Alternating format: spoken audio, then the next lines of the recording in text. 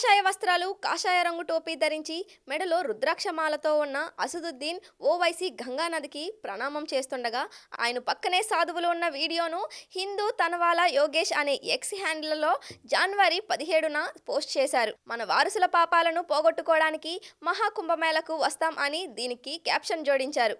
ఈ వీడియో నిజమేనా అని తెలుసుకోవడం కోసం మేము ముందుగా అసదుద్దీన్ ఓవైసీ ఎక్స్ హ్యాండిల్లను పరిశీలించాం. ప్రయాగ్రాజ్లో మహాకుంభమేళా 2025 జనవరి 13న ప్రారంభమైన నాటి నుంచి ఇప్పటి వరకు ఆయన ఎక్స్ ఖాతాలో ఇలాంటి పోస్టులు లేవని కనిపించలేదు.